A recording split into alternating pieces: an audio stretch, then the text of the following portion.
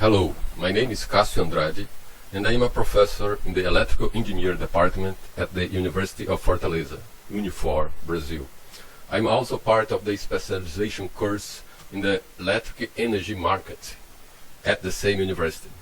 And I also have experience in the electricity sector regulation area.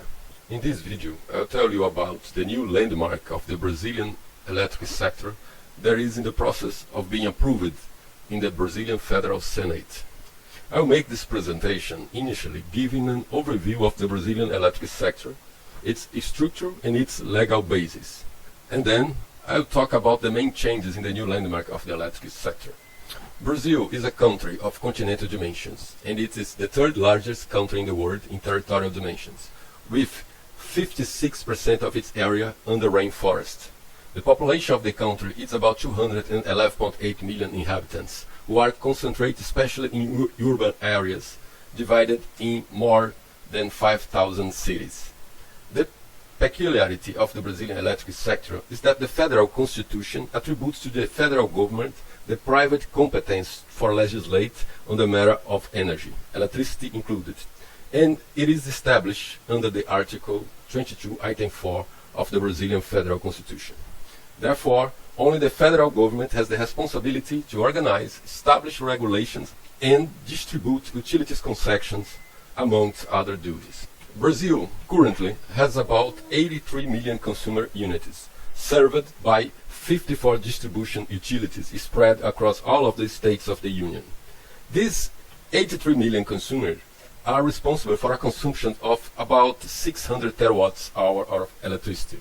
In order to meet this consumption, Brazil has around 174 gigawatts of installed generation. This generation is distributed through the country in the form of hydroelectric plants, wind farms, solar plants, thermal plants, and other forms of electricity generation. All of these sources are linked by transmission lines totaling 150,000 of kilometers. That forms the National Interconnected System, called SIN. And how is the relationship between these supply agents, generation, transmission, distribution, and the final consumer? The Brazilian consumers have two ways to contract energy: the regulated one and the free market. The regulated environment, as the name says, is completely driven by regulations defined by the country's regulatory agency, ANEEL.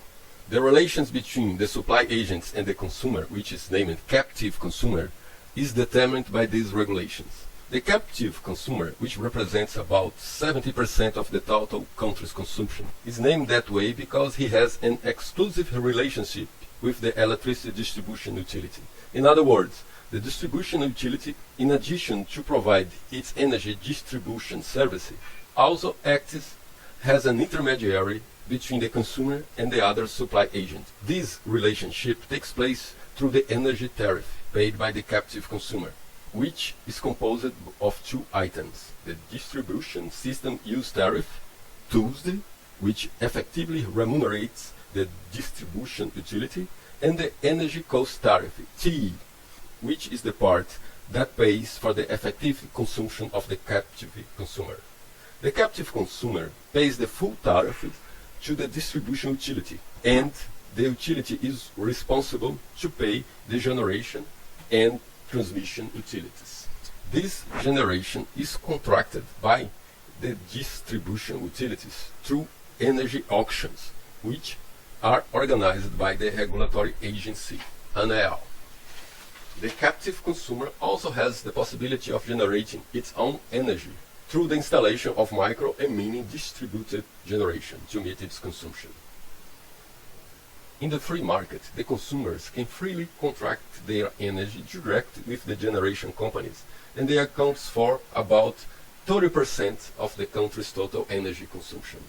They are divided into two types of consumers: the free consumer, which facility must have a load demand above 2 megawatts, and that they have total freedom to contract energy with any form of generation, and the special consumer, which facilities must have a load demand between 500 kilowatts and 2 megawatts, and who have some limitations in contracting the generation. They must contract only renewable generation. These consumers have a relationship with the distribution utility and or with the transmission utility, depending on where they are connected in the power grid. And for that, the energy costs include the tools tariff, the same way the captive consumer, plus the energy price contracted directly with the generation company. The consumer will pay the tools directly to the distribution and or the tools for the transmission utility, and the contracted price is paid directly to the generation. This characterizes the two existing energy contracting environments in Brazil, the regulated environment and the free environment. And how are these two environments organized? Brazil has a National Electrical Energy Agency, ANEEL, which is responsible for the regulation and inspection of the generation, transmission, distribution, and commercialization of electrical energy, as well as setting transportation and consumption tariffs. In addition to ANEEL, we have the National System Operator, the ONS, which is responsible for the operation and control of the generation of electricity from the National Interconnect System, and also to manage the basic transmission network. The other regulatory entity is called CCEE, which stands for Electrical Energy Commercialization Chamber. The CCEE is responsible for enabling the commercialization of electrical energy in the Brazilian energy market. These three entities are the main responsible for the organization of the Brazilian electric sector. The Electric Energy Commercialization Chamber, CCEE, organizes and supports the short-term market, which is the place where the generation, distribution, and free consumers agents buy and sell the leftovers and deficits of their energy contracts at a price defined as Differences Settlement Price, PLD. The CCEE is responsible for registering and monitoring all of the electricity contracts between consumers, distributors, and generators. It also measures the amount of energy effectively produced and consumed. So, CCEE calculates periodically the surpluses and deficits of contracted electricity, which are commercialized in the short-term market, also called spot market. The price of the energy in this spot market is calculated daily by the CCEE through heavy computational methods that take into account, amongst other factors, the situation of hydroelectric reservoirs. Another peculiarity of the Brazilian electricity sector is the charges present in the electricity tariff composition. They are present in the TUSD, the distribution system use tariff paid by the captive and the free consumers, and also in the TE, energy price tariff paid only by the captive consumer. They represent about 8% at the total tariff. These charges are directed to finance government programs such as those that benefit low-income consumers and other government initiatives, but they are also used to finance the expense of the national interconnected system itself, has the costs of reserved energy, the cost of isolated systems, the ancillary costs, and others to maintain the system secure. It also finances the regulatory agency and the energy efficiency projects and researches as well. After this introduction, let's talk about the legislation that rules the Brazilian electric sector. The Law 5655 of 1970 ordains the legal relationship of investment by the electric energy public utilities. The Law 9074 of 1995 established the rules for the government issuance of the concessions and permissions of public service. The Law 9427 from 1996 institutes the National Electric Energy Agency, ANEEL, and disciplines the electric energy public service concession regime. The Law 9991 from 2000 ordains the provisions for investments in research and development in energy efficiency by the permissioned and authorized electric sector utilities.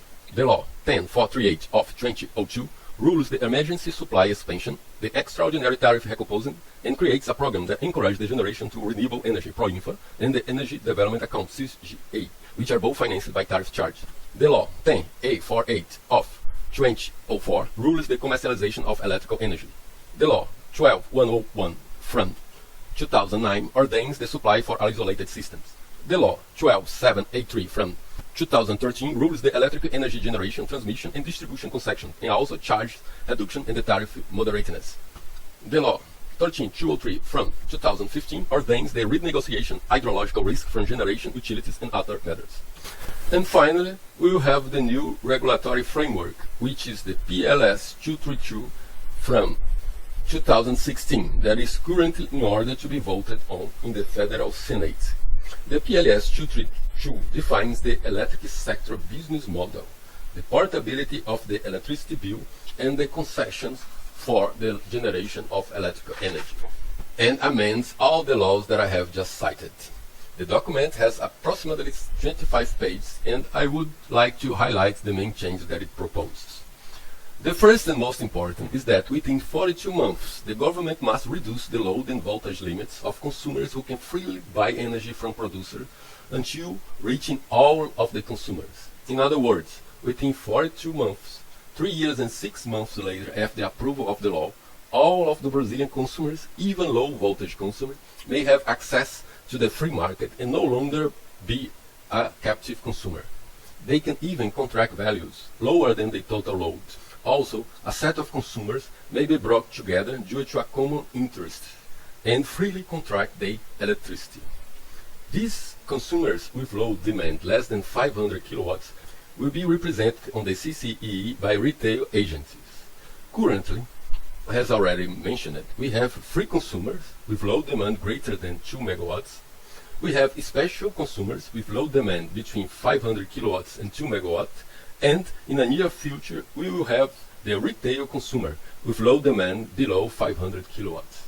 In addition, the PLS 232 also established that the excess energy contracted by the distribution utilities as a result of the loss of consumers to the free market will be compensated in the form of a tariff charge that will be paid by all of the consumers.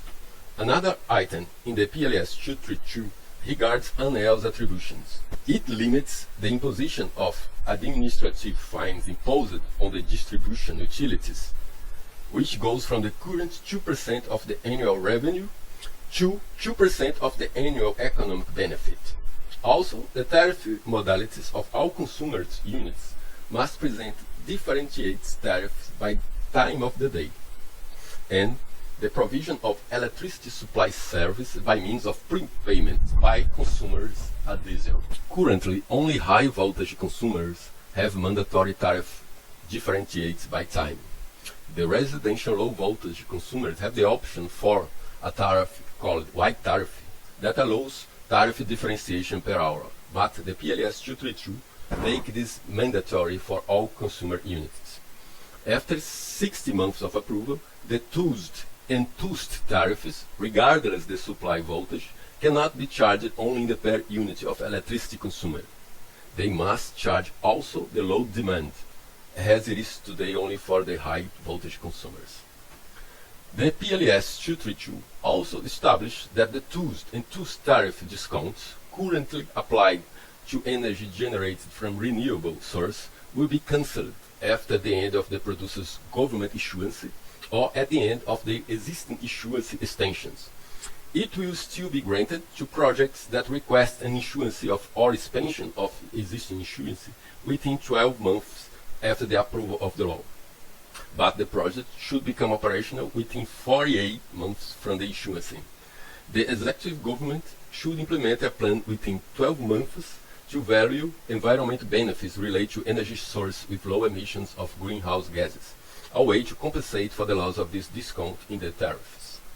About the resource for research and development on efficiency, the PLS 232 establishes that 40% of this resource destined to research and development projects according to regulations established by ANEEL may be applied alternatively to research and development projects included in the public reports published annually by the executive branch.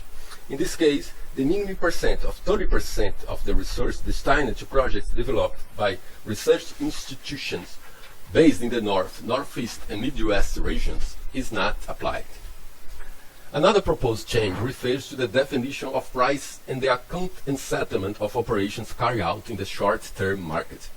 The definition of price in hourly intervals or shorter times will be mandatory after 18 months from the approval of the law. The executive government must propose within 30 months after the approval of the law improvements in the arrangement of the electricity market oriented to the development and sustainability of a national electricity exchange market. Okay, these are the main terms in this PLS 232 that is about to be voted in the Federal Senate. Obviously, here I present only a summary. There are more details you can find in the complete document on the page of the Federal Senate, linked below. Thanks for your attention, and I see you in the next video. Bye bye.